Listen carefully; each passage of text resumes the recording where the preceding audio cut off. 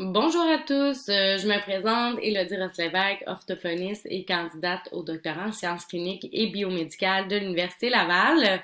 Je vous souhaite la bienvenue à ce webinaire proposé par le CIRUS dans le cadre d'une bourse de transfert des connaissances. Le webinaire aujourd'hui s'intitule Offre de services en 0,5 ans et comment actualiser le modèle de réponse à l'intervention dans nos milieux de pratique.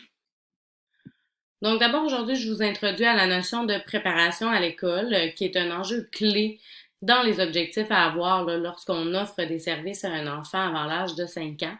Je vais m'intéresser principalement à la préparation à l'école des enfants avec des difficultés de langage.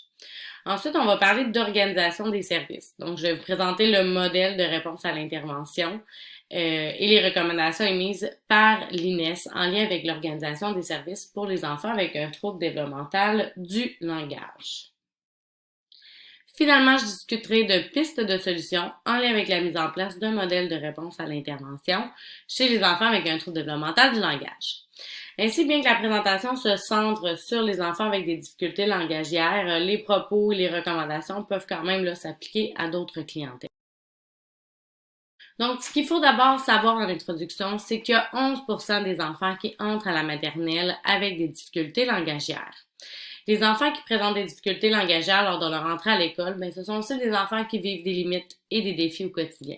Ils vont avoir davantage de difficultés à apprendre à lire, à écrire, à calculer, à garder leur attention et à entrer en relation avec les autres.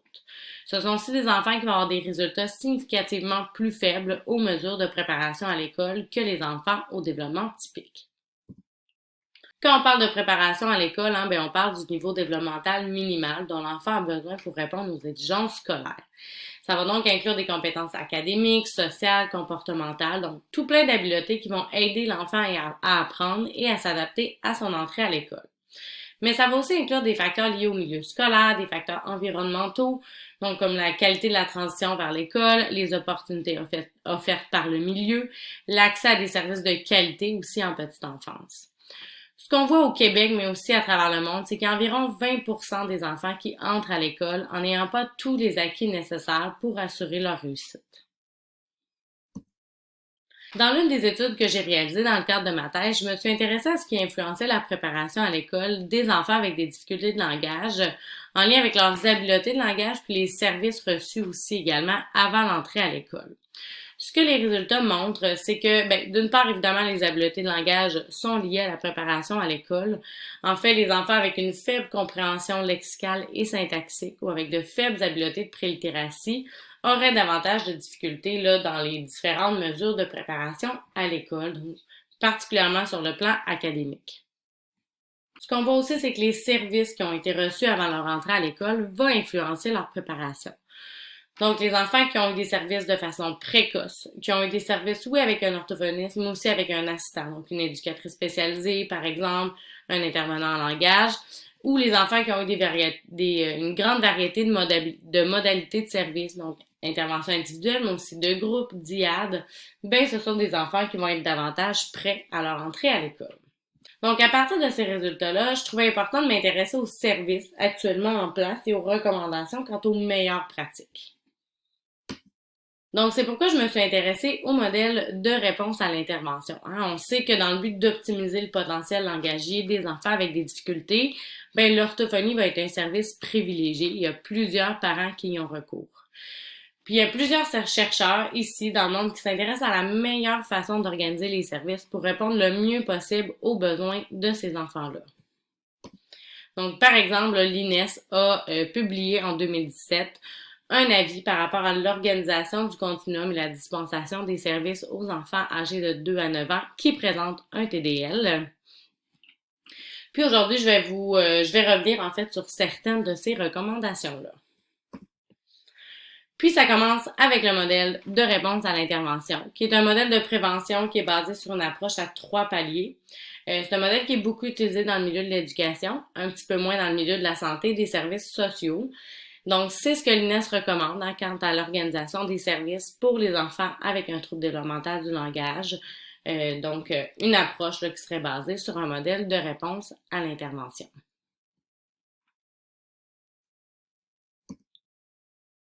Donc, si on regarde là, ce modèle-là un petit peu plus en détail, donc on a ici les 3 paliers. Donc, d'abord le palier universel, donc qui va viser à stimuler les habiletés de langage et de communication chez tous les enfants. Ensuite, le service ciblé, donc qui vise les enfants qui présentent des facteurs de risque ou des difficultés sur le plan langagier. Donc, ça va être des services qui vont être offerts en groupe, généralement par un assistant là, sous la supervision de l'orthophoniste.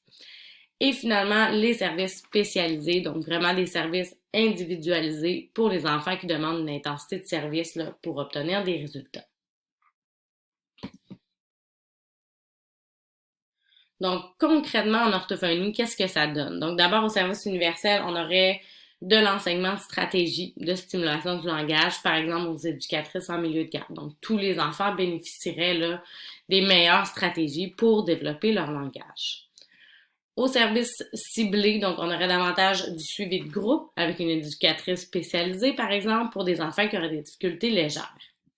Et finalement, au service spécialisé, on aurait des interventions individuelles ou de groupe en orthophonie pour les enfants là, qui présentent vraiment un trouble développemental du langage ou qui sont à risque de présenter un TDL. Si je poursuis dans les recommandations, donc en plus, ce qu'on demande, c'est d'aligner les services en fonction des besoins de l'enfant et non du diagnostic.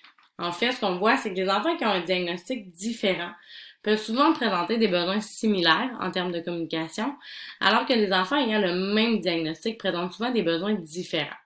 Donc, de structurer les services en fonction des besoins des enfants plutôt que leur diagnostic, bien, ça permettrait une meilleure réponse à leurs besoins.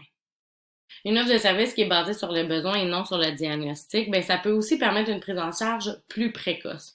On sait que le trouble développemental du langage, la conclusion va être généralement émise davantage autour de 4-5 ans. Donc, quand les facteurs de persistance là, vont être plus robustes. Alors, une prise en charge selon les besoins, bien, ça permettrait une intervention spécialisée là, beaucoup plus rapide que si on attend le diagnostic. Ensuite, ce qu'on recommande, c'est de travailler en tandem avec les parents. Donc, ce qu'on vise ici, c'est une approche qui est centrée sur la famille. Ça va permettre une plus grande satisfaction des parents, mais aussi un meilleur sentiment d'efficacité, de contrôle. Ça va permettre un meilleur développement chez l'enfant. Quand on parle d'approche centrée sur la famille, bien, la modalité d'intervention à privilégier, c'est le coaching parental.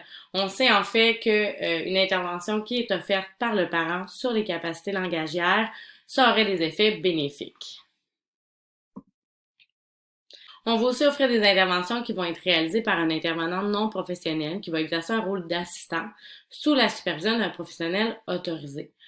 Ce que les études montrent, en fait, c'est qu'une intervention qui est offerte par un assistant, bien, ça peut être aussi efficace qu'une intervention offerte par l'orthophoniste pour améliorer certaines capacités langagières. Toutefois, pour être efficace, la supervision doit être continue, régulière, adaptée au niveau de l'assistant et inclure de la rétroaction qui va être individualisée. On recommande aussi d'utiliser davantage la modalité de groupe comme stratégie d'intervention. Donc, on sait que ces interventions-là, encore une fois, seraient aussi efficaces là, que de l'intervention individuelle pour améliorer les habiletés du langage chez les enfants, surtout sur le plan expressif. Une fois qu'on a toutes ces recommandations-là, qu'est-ce qu'on fait? Parce qu'en ce moment, on a des services qui sont offerts en ligne, donc des services de première ligne ou CLSC par exemple, des services de deuxième ligne en centre de réadaptation, puis aussi des services qui vont être offerts dans le milieu scolaire. Par contre, ce qu'on réalise, c'est que le taux de pénétration des services, donc c'est-à-dire le nombre d'enfants desservis, est à peu près de 2,5%, ce qui est vraiment inférieur au taux de prévalence de 7% du trouble développemental du langage dans la population générale. Ce qu'on voit aussi dans les services, c'est que la majorité des interventions vont être offertes directement par les orthophonistes en modalité individuelle.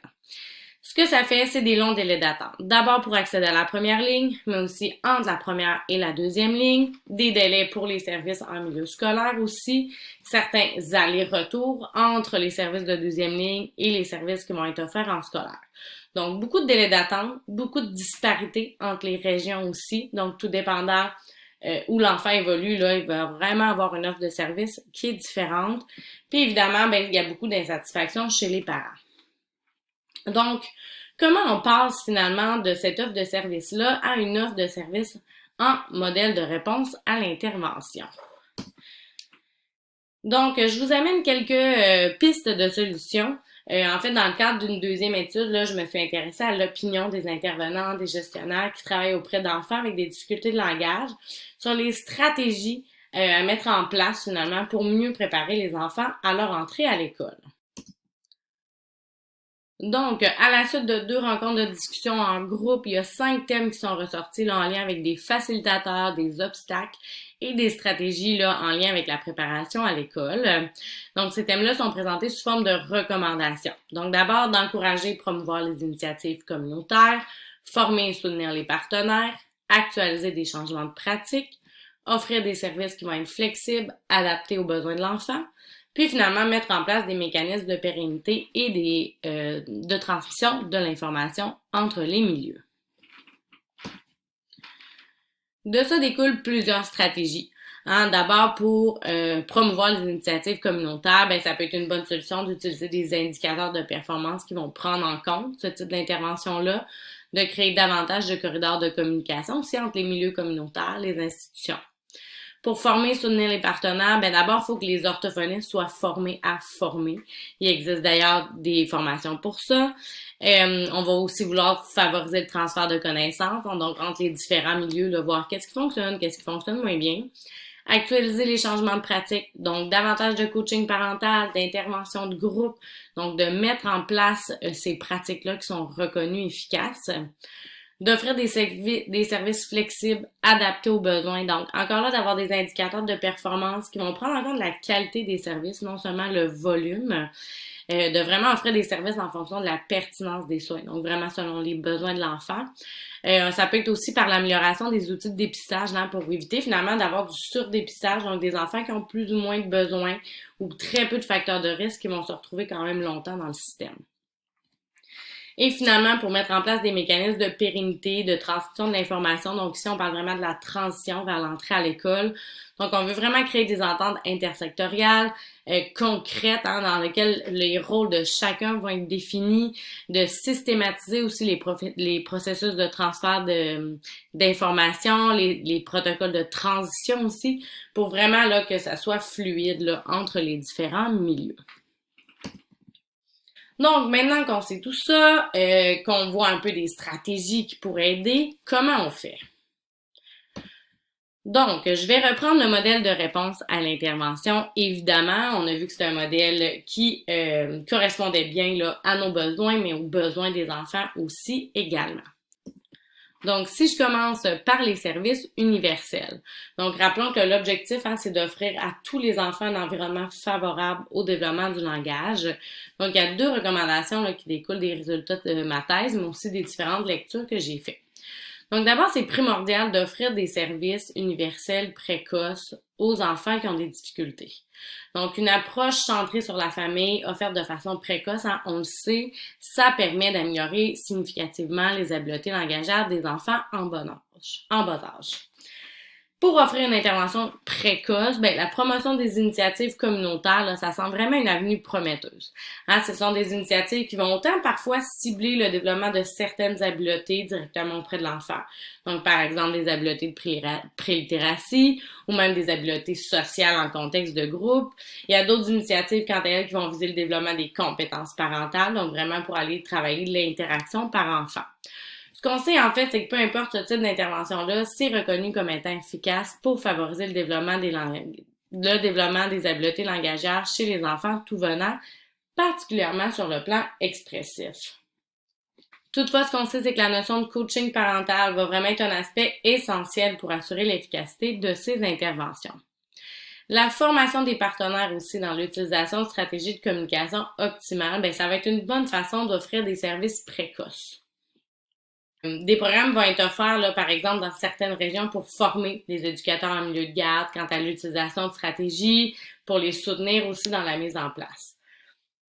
Donc, bien que tout ça semble prometteur, ce qui est important de savoir, c'est que pour assurer le développement des compétences des éducateurs, par exemple, en matière de stimulation du langage, ça prend vraiment un soutien qui va être fréquent, soutenu, en plus là, du volet informatif.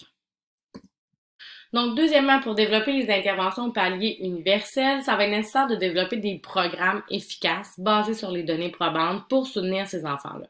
À la lumière des données recensées dans la littérature, ce qu'on voit, c'est que les programmes devraient mettre de l'avant le soutien des habiletés de compréhension, les habiletés de prélittératie également. Donc, des services précoces universels qui vont viser le développement de ces habiletés-là devraient aider à soutenir la préparation à l'école. Il faut toutefois demeurer prudent quant aux bénéfices possibles, bien qu'il soit possible d'améliorer les habiletés de prélittératie via différentes interventions universelles. Les enfants avec des difficultés réceptives semblent moins bénéficier de ce type d'intervention.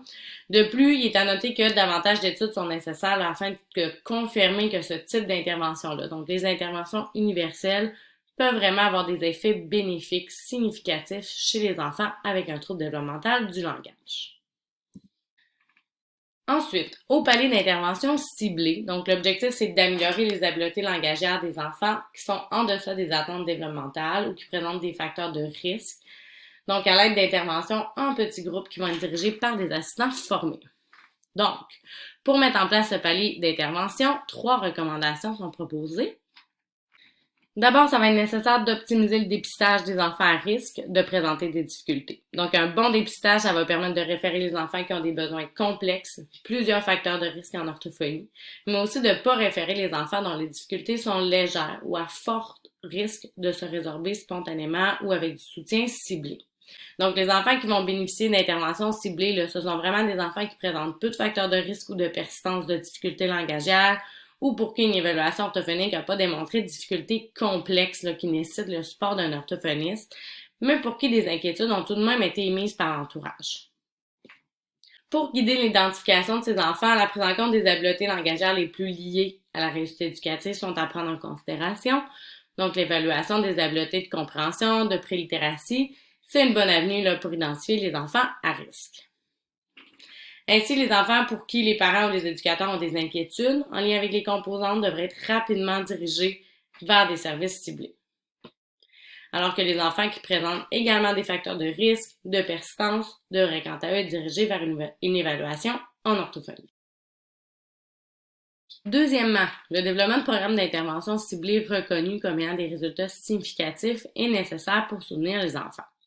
Donc, il y a différents programmes d'intervention ciblés qui sont démontrés efficaces pour améliorer les habiletés réceptives et expressives. Ce que les études semblent démontrer, c'est qu'une taille réduite des groupes, un nombre limité d'objectifs et une autre fréquence sont nécessaires pour obtenir des résultats significatifs. Ensuite, pour avoir des interventions qui vont être efficaces, la formation, l'implication des partenaires sont essentielles. Les études démontrent que pour obtenir des résultats significatifs dans l'amélioration des habiletés langagières, une formation initiale intensive est nécessaire, suivie d'un soutien et d'une évaluation des partenaires. Donc pour ça va être important aussi de valoriser le rôle des orthophonistes dans la formation des partenaires en leur accordant du temps, des ressources pour le faire, mais aussi en mettant de l'avant l'importance des partenaires dans le développement langagier des enfants, donc via leur formation initiale, mais via la formation continue également. Finalement, pour le palier d'intervention spécialisée, donc les interventions individualisées vont vraiment viser à développer les capacités langagières des enfants qui présentent un trouble développemental du langage, mais aussi à réduire les impacts fonctionnels vécus au quotidien par ces enfants-là et leurs familles. Donc, découle de là 4 recommandations. D'abord, c'est primordial de cibler rapidement les enfants qui présentent ou qui sont à fort risque de présenter un trouble développemental du langage. Pour ça, il faut pouvoir identifier les facteurs de risque et de persistance de difficultés langagières. Les habiletés de langage en bas âge, la présence d'antécédents familiaux de difficultés de langage, la présence de difficultés dans plusieurs sphères du langage et la présence de difficultés langagières juste avant l'entrée à l'école sont associés à une persistance des difficultés à long terme. D'autres facteurs comme le sexe, le statut socio-économique, la prématurité, le niveau d'éducation de la mère sont aussi décrits dans la littérature comme facteurs de risque. Deuxièmement, il est nécessaire de diversifier les modalités de services qui leur sont offertes pour optimiser les ressources disponibles. Ça implique donc de développer une offre de services qui va inclure des modalités individuelles, de groupe, en dialogue, selon les besoins de l'enfant. Ce que l'INES recommande par rapport à ça, c'est d'inclure davantage d'interventions de groupe dans les pratiques en orthophonie, mais mentionne tout de même de privilégier des petits groupes de maximum 4 enfants et de s'assurer que la modalité d'intervention est alignée sur les besoins et les capacités de chacun des enfants.